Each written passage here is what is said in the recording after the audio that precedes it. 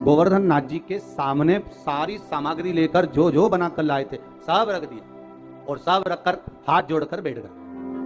अब भगवान सारे ब्रजवासी आपस में बात कर रहे, इस पत्थर में से कोई देवता निकलेगा, पर्वत में से कोई देवता निकलेगा। अब देवता कैसे निकले? सारे ब्रजवासी बात करने लगे, ये नंद बाबा का छोरा ने तो पूजन करा दी, और इसमें से कोई देवता निकलेगा ही नहीं। इंद्र होते तो अभी तक खाकर चले जाते, भोजन कर चले जाते।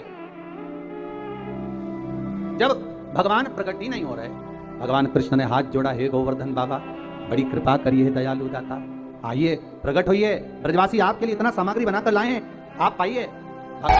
तब से मेरे गोवर्धन नाथ भाव से जी, आप भी अपने घर में जब भोग लगाते हो, एक कटोरी सामग्री बनाकर भगवान के सामने रख दो और एक कटोरी सामग्री बनाकर अलग रख दो। दोनों में जो स्वाद होगा, जो भगवान के सामने रखी है उसका स्वाद अलग होगा, जो अलग से रख दी फ्रिज के ऊपर, फ्रिज के अंदर, उसका कोई स्वाद नहीं है। पर भगवान के सम्मुख में जो पहुंच गई उसका स्वाद बढ़ गया। भंडारे की पूड़ी, भंडारे की सब्जी घर में बनाकर खाओगे वो आनंद नहीं आएगा, पर वही सब्जी भंडारे की प्रसाद की पाओगे उसका स्वाद बढ़ जाएगा महाराज, क्योंकि उसमें भगवान पा लेता है, भाव से पा लेता है महाराज।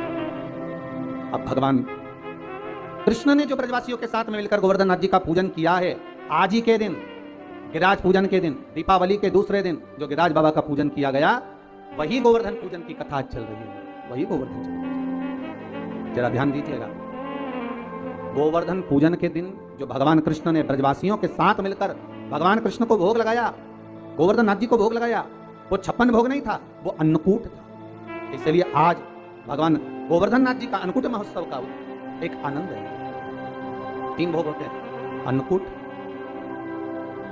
56 भोग और कुनवाड़ा महाराज। दीपावली के दूसरे दिन जो आप भगवान को भोग लगा रहे हो, ये अन्नकूट है।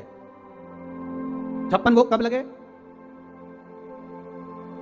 जब भगवान कृष्ण ने गोवर्धन पर्वत को अपनी उंगली पर लिया,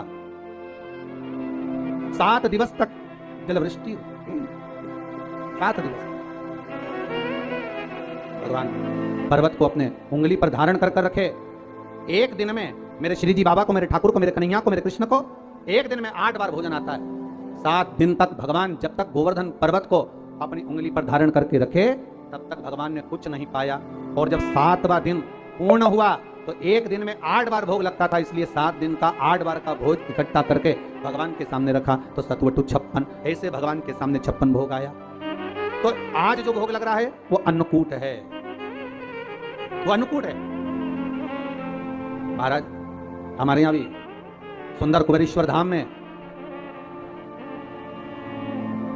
आप सब तो आज की कथा चौथे दिन की श्रवण कर रहे हैं, पर जब कुबेरेश्वर धाम में 11 तारीख के दिन भी ऐसा ही पावन गौ माता के सुंदर आनंद में आंगन में गौशाला के अंतर्गत कुबेरेश्वर धाम की गाय के गोबर के गोवर्धन जी बनाकर 11 तारीख को अन्नकूट उत्सव मनाया जाए। आप भी उसका दर्शन करना, आनंद लेना। उस समय पर तो कथा भी चलेगी 5 दिवसीय शिव महापुराण। उस समय पर अन्नकूट उत्सव का भी आप दर्शन करेंगे 11 तारीख को, और भगवान के अन्नकूट महोत्सव का लाभ भी लेंगे अपन 11 तारीख को। आप सभी आमंत्रित तो पधारिएगा अन्नकूट महोत्सव का एक। तो महाराज जो दीपावली के दूसरे दिन लगा वो अन्नकूट है। पर्वत उठाने के बाद 7 दिन का जो भोज इकट्ठा हुआ वो लगाया, वो 56 भोग है।